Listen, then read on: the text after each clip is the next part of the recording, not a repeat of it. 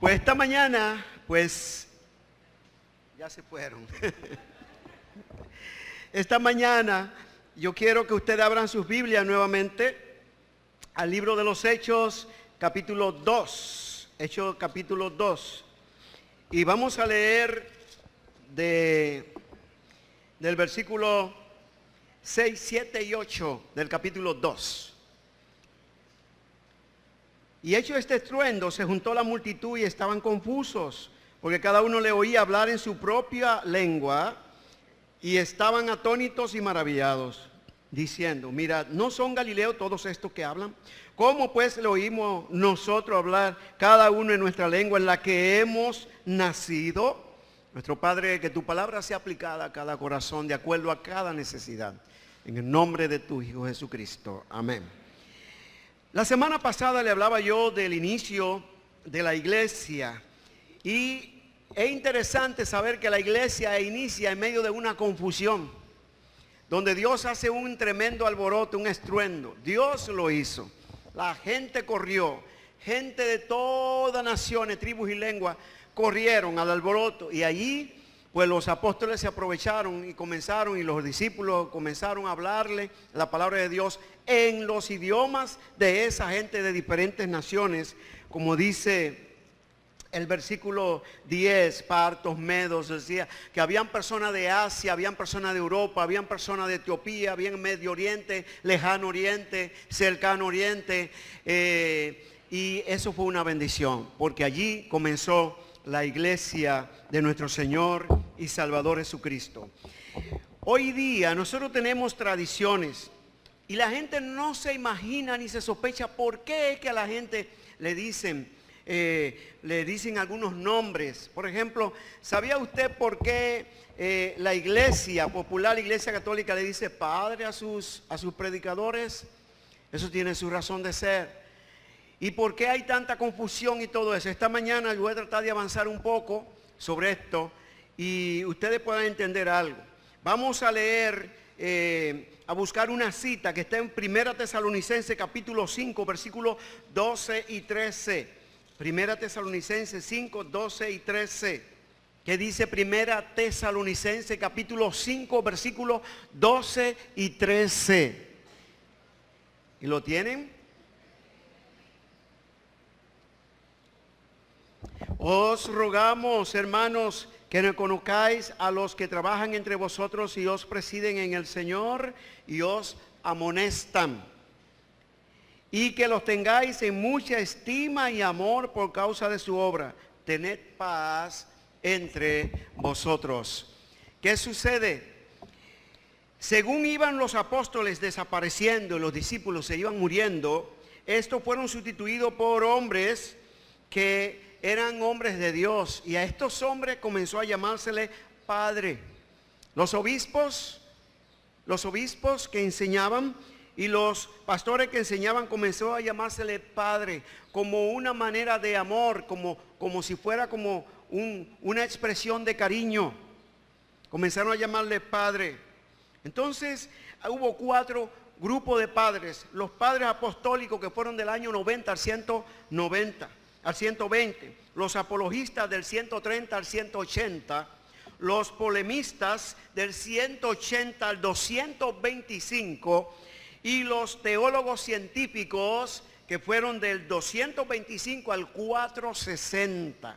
Ahí durante eso 420 y pico de años estuvo la formación de lo que nosotros tenemos, el conglomerado de la iglesia. El primer grupo, es decir, los padres apostólicos, se caracteriza por la edificación de la iglesia del Señor Jesús.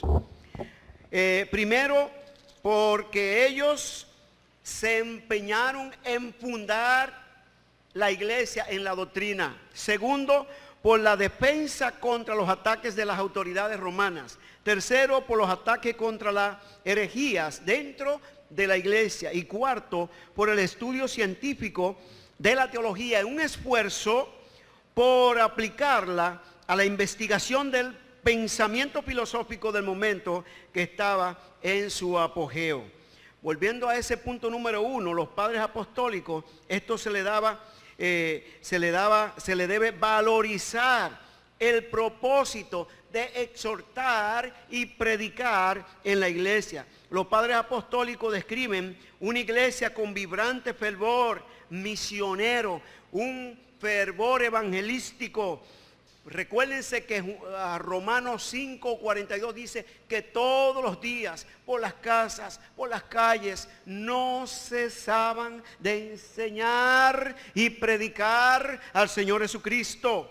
Entre los escritos de los padres apostólicos se reconoce uno llamado la Didache o enseñanza de los apóstoles. Se cree que fue escrito en Alejandría. La Didache, que es un manual de la iglesia dividido en 3 partes: la ética cristiana, asuntos litúrgicos y disciplinarios, la vida preparada para la vuelta a Cristo en la tierra.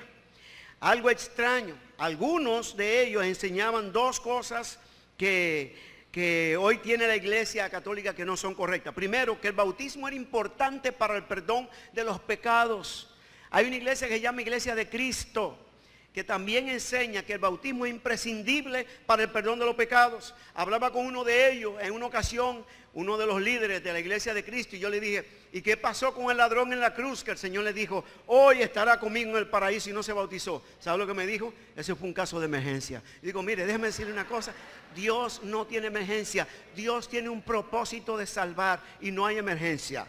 Ahora seguimos. Los padres, entre esos escritos de la Didache, también enseñaron que el matrimonio en el celibato tiene una expiación por el pecado del hombre que la practica. Ya ustedes ven entonces por qué algunos hombres dedican su vida al celibato para dedicarse a la liturgia sin casarse, porque ellos creen que ahí está el perdón de su pecado y su vida eterna. ¿Qué le parece? Cuando la Biblia dice en Efesios capítulo 2, versículos 8 y 9, porque por gracia sois salvos, por medio de la fe. Y esto no de vosotros, pues es un don de Dios, no por obras. No es celibato, no por obras, para que nadie se gloríe. Entonces, no hay que explicar más eso. Entre los padres principales se encuentran Clemente, Ignacio, Policarpo y Papías. Entonces, si nosotros vemos el segundo grupo de los padres, que eran los apologistas trataban de lograr el reconocimiento legal del cristianismo y defenderlo de ciertas cargas que le dirigían los paganos o atacaban los paganos. Cargos eran como ateos, canibalistas, inmoralidad, de tener actividades antisociales.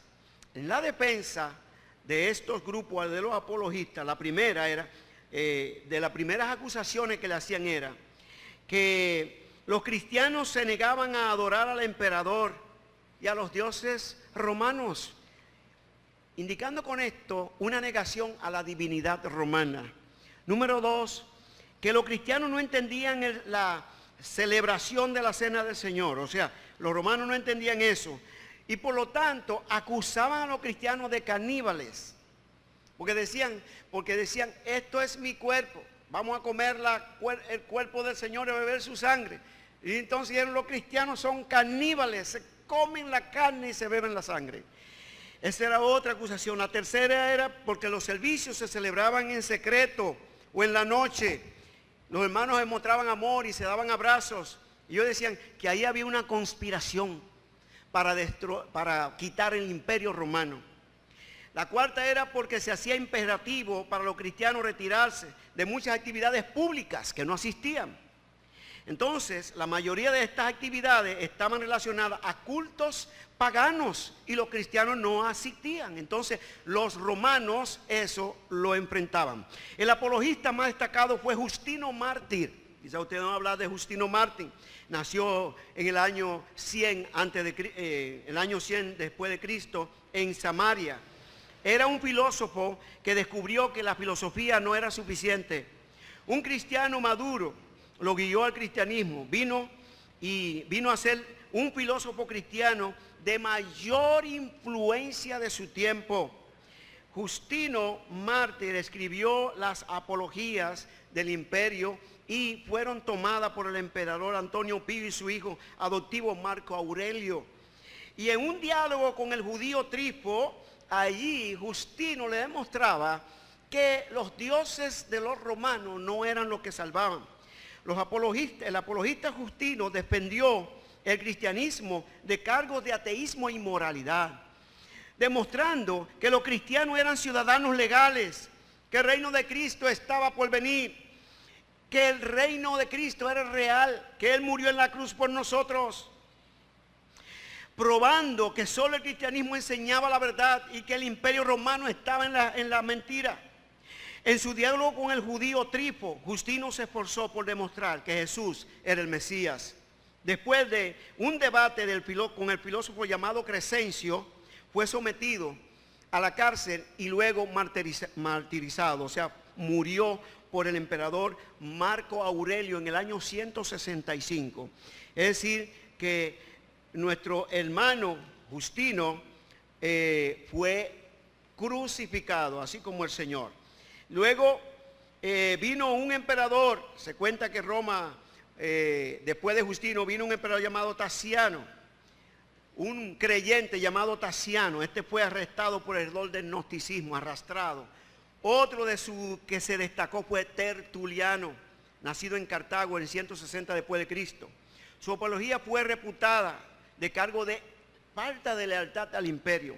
Hizo que la persecución contra los cristianos era una necesidad en ese sentido, porque los cristianos se multiplicaban donde quiera que estaba. Y dijo este hombre, este hermano, que era una necedad, Tertuliano, perseguir a los cristianos, porque mientras más se perseguían los cristianos, más se crecían.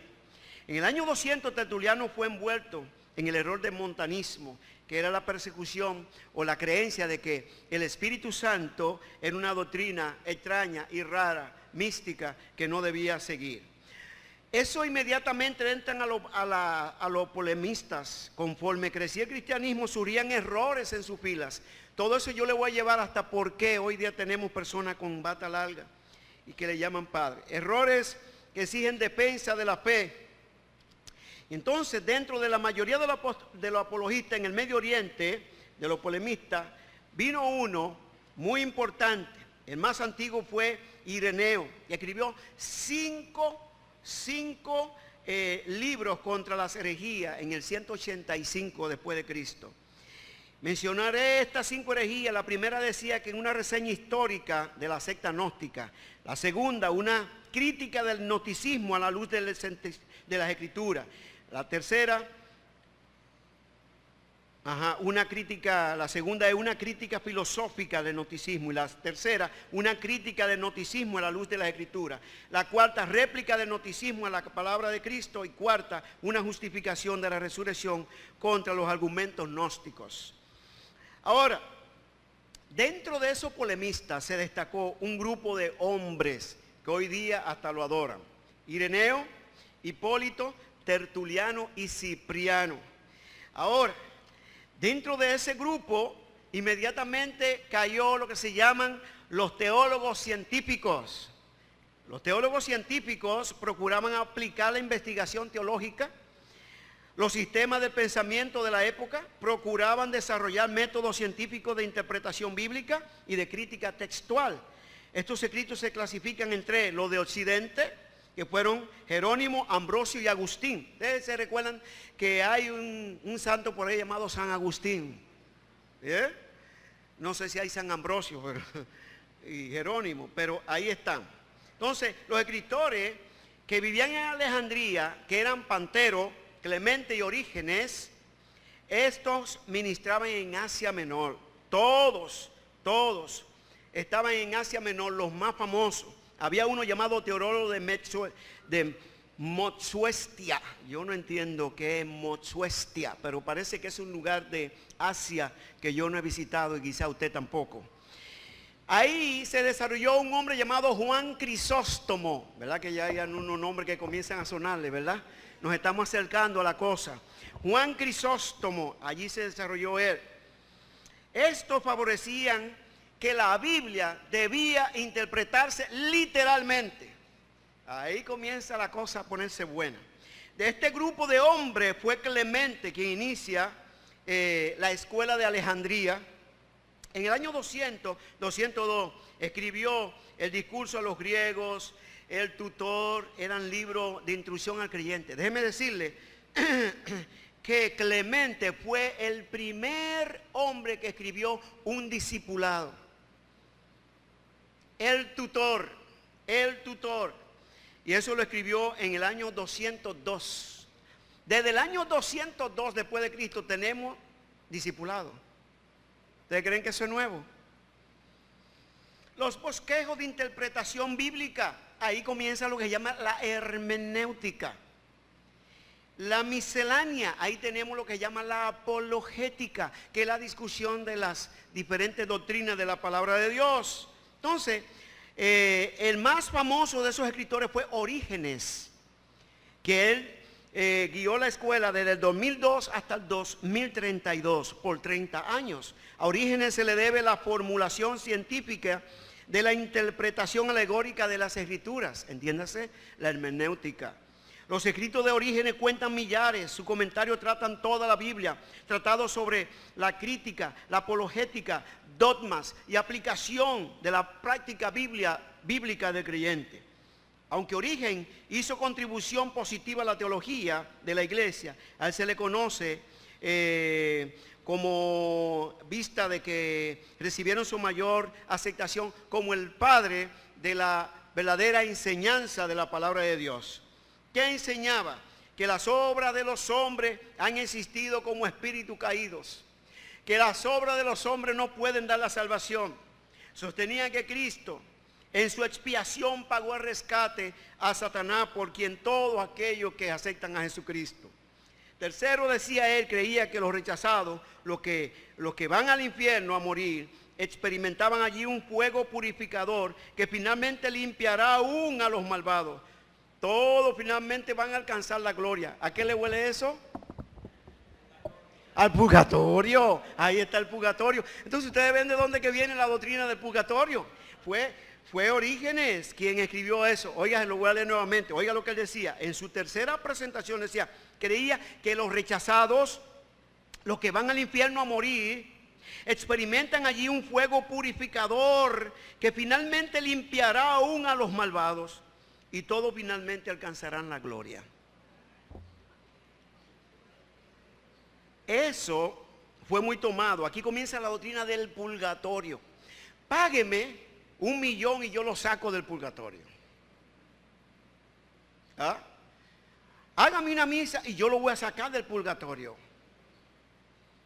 Una señora comenzó a vender todo lo que tenía para sacar a su hombre del purgatorio. Se murió. Y a lo último dice, mire, padre, ya yo vendí todo, la vaca, la casa, la tierra, lo que tengo, todo. Ya no tengo nada. ¿Qué hago para que mi esposo salga del purgatorio? Y dice, mire, le falta un chinchín así para salir del purgatorio. Un chinchín así. Y dice, ¿qué le falta? Dice, nada más le falta la pierna izquierda. Le digo, gloria a Dios, ya salió porque la tenía de palo, ya no tiene, ya está afuera. Y no siguió pagándole al sacerdote. Son cosas que sucedieron de verdad. No se crea que eso es un chiste, eso sucedió de verdad. Y fue escrito, lo usamos como ejemplo. Aquí, uno de los más grandes de los padres occidentales fue Jerónimo, en el año 342 al 420. Nació en Europa Oriental. Nos estamos acercando ya a lo que usted quiere oír. Jerónimo se convirtió en Roma, vivió poco en Roma y fue a vivir al oriente. Estableció un monasterio en Belén en el año 386. Tuvo un valioso ministerio escrito. Fue el más que influyó en el celibato. ¿Quién fue el que influyó en el celibato? Jerónimo. Porque utilizaba el olegorismo cuando no podía entender el significado literal. O sea, él decía, si el hombre no busca ninguna compañía y se dedica 100% a servir a Dios, es lo mejor que puede hacer. Se va al cielo directamente. Es como lo que se explotan en el oriente allá, que le dicen, tu familia va a ser enriquecida y tú vas al cielo, si tú matas por lo menos una docena de infieles. Ese Jerónimo estudió mucho manuscrito y para saber cuáles eran los verdaderos, pero llegó, ¿sabe cuál? A la mejor. ¿Sabe cuál fue el verdadero que él escribió? La Vulgata Latina. La Vulgata Latina. que fue una de las primeras Biblias que se tradujeron, la Vulgata Latina. Ambrosio fue otro, un obispo de Milán que fue ilustre de los padres occidentales. Debido a sus escritos, representan el testimonio oficial de las enseñanzas de la Iglesia romana en su tiempo y con los primeros siglos de los papas, los concilios, los teólogos, todo ello, junto con San Agustín.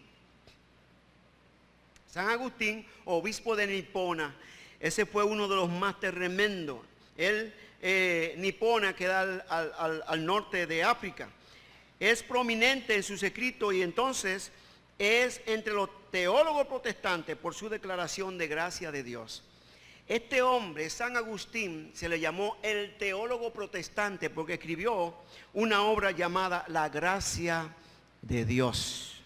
Cada individuo tiene que tener una experiencia personal con la gracia de Dios para ser salvo. Fue el precursor de la Reforma y escribió en Romanos 1:16, porque no me avergüenzo del Evangelio, porque es poder de Dios para salvación a todo aquel que cree, al judío primeramente y también al griego. Se empeñó en cuanto a la iglesia, en el credo, en los sanamientos, en el entusiasmo de los romanistas. La enseñanza de San Agustín es que el hombre está completamente depravado. Influyó en los calvinistas. Y de ahí dos grupos de calvinistas, que son los calvinistas normales y los ultra calvinistas, que creen que la expiación es limitada y que Dios ha tomado un grupito y que todos los demás se van a perder de una manera u otra. Entonces, su vida fue por el periodo de inferioridad, de inmoralidad, complicaciones filosóficas, herejía atractiva, sus días y crisis espirituales, hasta el logro de una victoria moral y espiritual. Su narración en sus confesiones han sido leídas por millones. Teodoro y Juan Crisóstomo fueron dos de los más importantes teólogos científicos de la Iglesia de Oriente. Teodoro, de 350 al 428 en Cilicia, Asia Menor, fue obispo durante 36 años. Su obra principal, Comentarios sobre los Salmos. Juan Crisóstomo, del 347 al 48, el doctor más famoso de la iglesia griega. Tuvo relevancia como representante de la interpretación gramática histórica de las Escrituras, en oposición a la interpretación alegórica y místicas. En el tiempo de la Reforma se discutió bastante si había sido protestante o católico. Fue por mucho tiempo patriarca de Constantinopla. Fue el mejor conocido por su predicación, el nombre de Crisóstomo. Y tenía un sobrenombre que le llamaban Pico de Oro. Era porque era un tremendo intelectual. ¿Sabe qué? Todo esto se desarrolló y necesariamente todo ese avance, el dogma del purgatorio, la transustanciación, la mediación sacerdotal, la regeneración bautismal, todo sistema sacramental, y todo esto nacieron con San Agustín, Crisóstomo y Orígenes. Ya usted sabe dónde viene todo eso. Nosotros nos preguntamos, ¿de dónde viene esa liturgia de la Iglesia Católica? De tomar un incensario y venir, ¿verdad? Y hacer esto. De hacer el asunto de la misa para los muertos. De decir que hay que hacer obra para salvarse. Mezclar obra con la gracia. ¿De dónde viene esta vestimenta? ¿De dónde viene todo esto? Viene de aquí. Acudieron ahí. Ahora, todo eso trajo persecuciones. Muchas persecuciones. Porque la Iglesia Católica, cuando estos hombres aborígenes, Crisóstomo, Agustín, Orígenes, Crisóstomo, Agustín, comenzaron a predicar, la gente comenzó a convertirse al cristianismo. ¿Sabe qué sucedió? La Iglesia Católica comenzó una persecución despiadada y dijo que había que volver nuevamente a los principios. Y déjeme decirle que esas razones eran complejas, porque déjeme explicarle que los romanos dijeron que los judíos estaban tratando de tener una sola religión mundial, que fue por lo que comenzó ciertamente la Segunda Guerra Mundial. Ahora, los judíos tenían el mundo entero automáticamente bajo su poder. Ellos comenzaron a enseñar la palabra de Dios. Y según Crisóstomo, San Agustín, Orígenes y todo ello, que enseñaron la palabra y decían que el hombre tenía que ser salvo por la gracia solamente de Jesucristo, encontró una piedra en el romanismo. Los cristianos eran políticamente sospechosos porque hablaban de un reino que no era terreno sino celestial con Cristo. Allí comenzó la persecución. Las declaraciones de un reino tomadas por la mente materialista como el plan para demoler un imperio. Otra acusación. Tercera acusación. En la antigua Roma existía unión entre la religión y el Estado, por lo cual la negativa de adorar al emperador y a los dioses romanos creó una palabra, traición. Todos los cristianos comenzaron a ser perseguidos. El hombre que mayor persecución dio a los cristianos fue Nerón. Nerón, quien mató a su propia madre. Nerón encendió a Roma. Y Nerón encendió a Roma y Roma ardió por 6 días, 7 noches. Y déjeme decirle que de la mayoría de los distritos de Roma, la mayoría se quemaron. Se quemaron 14 y solamente quedaron 6. Él acusó a los creyentes. Y cuando acusó a los creyentes, comenzaron a tomar a los creyentes. Los creyentes lo agarraban, lo metían preso, lo amarraban con soga, lo ponían en un asta, le ponían petróleo, alquitrán, le encendían fósforo de noche y Nerón se paseaba en su carroza debajo de la antorcha de los hermanos en Cristo ardiendo en esos postes. Allí en ese tiempo estaba el apóstol Pablo y el apóstol Pablo fue alcanzado por Nerón. Nerón, por Pablo ser anciano, no lo puso en un asta para arder, sino que lo decapitó. O sea, le cortó la cabeza. No lo perdonó, aún por ser anciano. Se cree que el apóstol Pablo estaba cerca de los 100 años, pero le cortó la cabeza. Nerón fue el más despiadado, hasta que por fin, llegó uno. Y con esto voy a cerrar. Hay varias cosas interesantes aquí, pero voy a cerrar. Llegó uno que dijo, pero ¿cómo es posible que esta gente sean tan malas? Si esta gente yo no lo veo haciéndole daño a nadie. Yo no le veo haciendo daño a nadie. Y entonces él comenzó a chequear los cristianos y puso un grupo. Y yo quiero que me informen todo lo que hacen los cristianos. Yo quiero saber cuál es el problema. ¿Y sabe qué? Él llegó a entender que Trajano, Antonio, Marco Aurelio, que eran los criminales, y Nerón no tenían. Era la furia que desató el imperio. Entonces, él comenzó a hacer una comparación. Y él dijo, esto tiene que tener algo. Y comenzó a investigar. Y por fin se dio cuenta que había un tremendo error. Y fue el emperador Constantino, que entendió que el cristianismo en lugar de mal para el imperio hacía bien. ¿Y sabe qué? Declaró cristianismo como la religión del Estado. Y ahí comenzó la fortaleza de la Iglesia Católica. Y eso fue en el año 499. Y desde ese momento, oiga bien, desde ese momento se unió la Iglesia con el Estado. Y por eso que usted ve quiénes son los que bendicen las escuelas, quiénes bendicen los tanques de guerra, quiénes son los que hacen todas esas cosas. No a mí que me llaman a las calles, quiénes son los que lo bendicen, quiénes son los que bendicen las escuelas. Eso comenzó allí, la unión de la iglesia con el Estado. Pero hubo un grupo de creyentes que dijeron, no, esto no puede ser. Porque todavía Constantino tenía raíces de idolatría y no sacaban los ídolos de las iglesias. Entonces hubo un grupo que salió de ese grupo que le llamaron tenían un nombre despectivo, hugonotes, le llamaron los hugonotes, y después le llamaron los anabaptistas, que eran los que no bautizaban a sus niños y que rebautizaban. anabaptistas significa rebautizadores.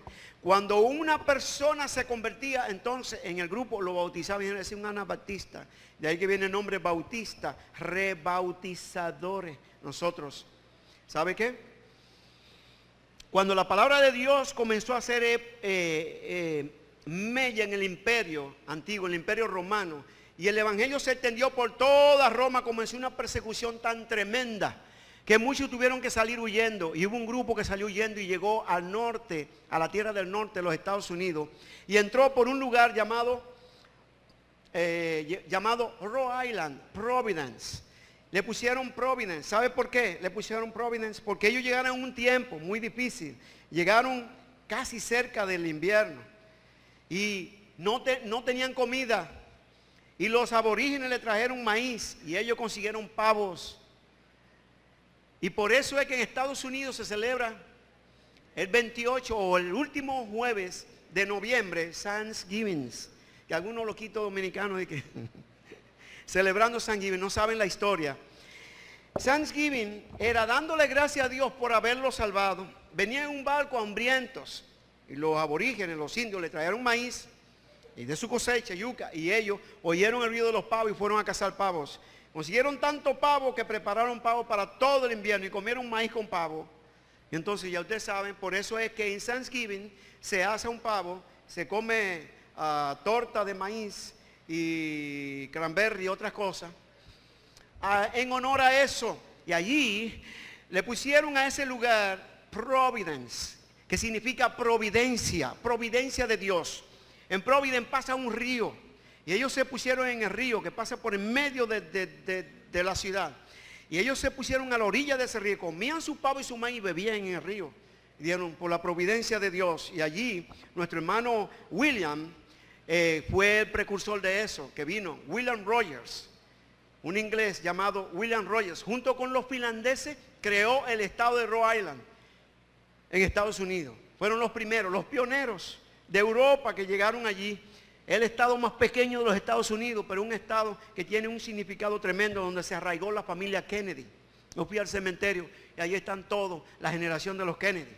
Y es cosa extraña porque siendo el estado más precioso donde se predicó el evangelio, los Kennedy eran muy católicos, pero seguían la tradición. Ahora, ¿qué es lo importante, hermano? Nosotros damos gracias a Dios porque ese grupo de rebeldes, como se le llamó, salió del imperio romano y comenzó a predicar el evangelio, que la salvación era solo por la gracia de Dios. Y juntamente con Martín Lutero, que más luego se rebeló contra ellos, le llamaron protestantes. Nosotros no somos protestantes porque nosotros existíamos antes de Martín Lutero. Nosotros somos creyentes en Cristo Jesús. Los protestantes son luteranos y nosotros no somos luteranos. Nosotros somos creyentes en Cristo Jesús, bautistas por la gracia de Dios. Que bautizamos a usted cuando le rocian agua, porque el bautismo significa que nosotros hemos sido muertos y sepultados juntamente con Cristo y resucitados a nueva vida. Y nadie que se muere lo entierran rociándole tierra. ¿O sí? Entonces el bautismo tiene que ser por inmersión. La persona tiene que ser sumergida, muerto, levantado, resucitado. Es una expresión de que nosotros hemos muerto con Cristo, hemos resucitado con Él y que tenemos identificación con el pueblo de Dios. Y eso es lo que se predica. Y esa gente del imperio no podían aceptar eso porque dijeron, eso es imposible porque nuestros dioses paganos están aquí. Aquí está el Papa, que es nuestro divino. Y le llaman el vicario de Cristo en la tierra. ¿Sabe lo que es vicario?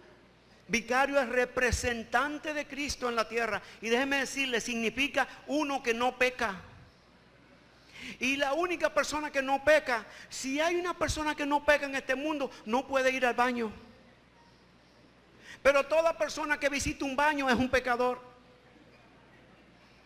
Y creo que el Papa lo visita. Entonces, por lo tanto, el vicario de Cristo en la tierra es el Espíritu Santo. Amén. El Señor dijo, yo me voy, pero yo voy a mandar un consolador para que esté con vosotros para siempre. El Espíritu de verdad a quien el Padre enviará en mi nombre.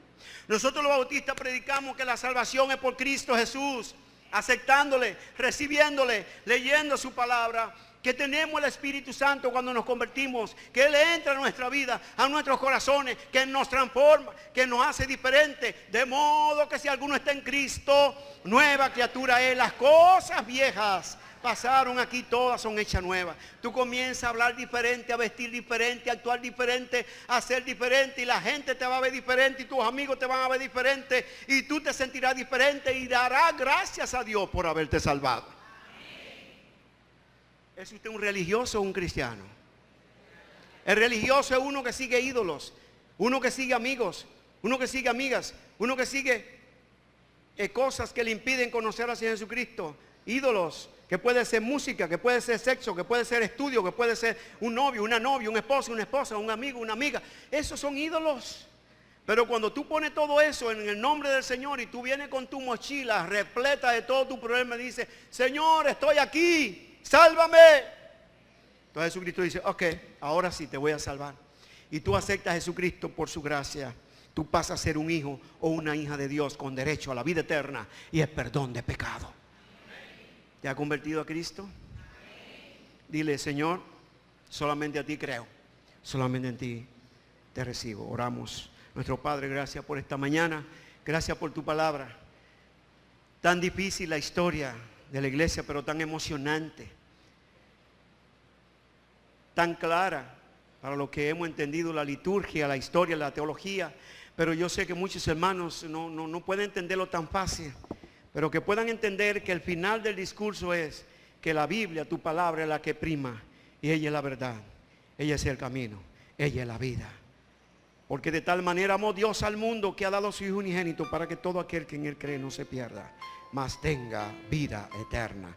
Esa gracia, Señor, maravillosa que nos ha dado, siendo nosotros inmerecedores, nos ha hecho merecedores de esa gracia. Toca corazones, Señor. Toca vida aquí en esta mañana. Gracias, Señor, por tu gracia. Hay alguien que me dice: pastor, esta mañana yo quiero tener a Cristo como el Señor de mi vida. Esta mañana yo quiero aceptarle. Tengo una batalla tremenda, pero yo creo que ya está bueno. Yo le doy mi corazón, que Él se encargue del resto. Déjeme ver, ¿hay alguien así? Hay una mano que se levantó. 2 manos allí, por favor. Al fondo, 2 jóvenes. 2 jóvenes ahí, atiéndanla. Hay alguien más que me dice: déjeme ver su mano. 2 jóvenes ahí mismo detrás. Sí, ahí. Hay alguien más que dice: yo quiero. Hay alguien más que dice: yo quiero tener a Cristo como Señor en mi vida. Alguien más que dice: pastor, yo tengo una tremenda batalla. El enemigo de las almas, Satanás, no me deja creer, pero yo quiero creer, yo quiero aceptarle, yo quiero recibirle, pero no sé cómo. Tengo una tremenda batalla porque creo que Dios no me acepta por lo que hago.